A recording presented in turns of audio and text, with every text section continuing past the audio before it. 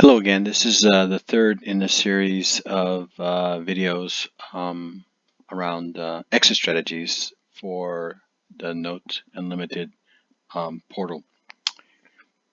So let's go back to dashboard here, and basically we're going to review the same property reviewed in the other two videos. This Bolingbrook property in Illinois, non-performing note. So we'll go ahead and select the note and click on exit strategy.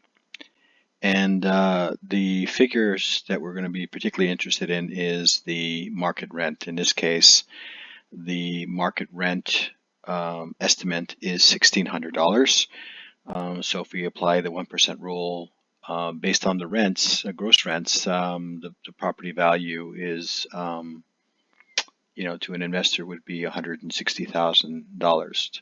So if you look at the recently sold, it seems to fall in that area. So seems to pass the 1% rule with respect rent ratios that's often used by investors in evaluating rental investments.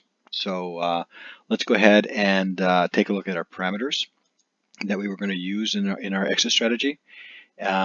So specifically, we're going to pay particular attention to properties insurance, and this is a per month number. So we'll set aside $200 here for, no, not 2,000, but 200 for property tax and insurance.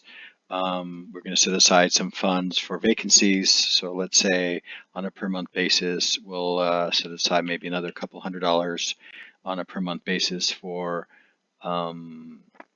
vacancies.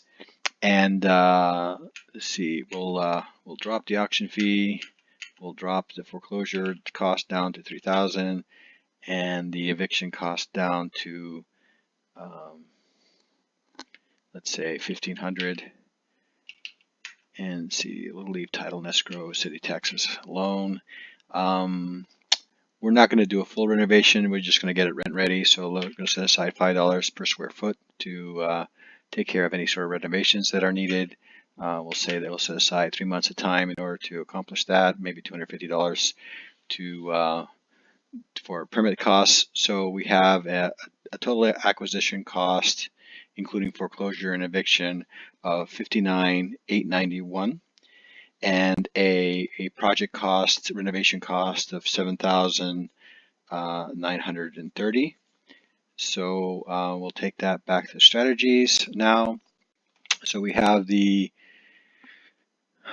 estimated rental rate of $1,600 in place. We're going to drop the management cost from 10% to 8%. And so that's $128 for management costs. Operating expenses includes both the holding costs that we outlined in parameters plus the management costs, which amounts to $528 per month. It includes both the holding and the management cost. So we're looking at a net cash flow of $1,072. Total invested into the property of $67,821. Time basically not collecting rent, and we basically pulled this number from parameters as far as the length of foreclosure of 5, the length of eviction 6, and the renovation length of 3, which amounts to 14, which is what we have here as far as the total time without any sort of rent being collected.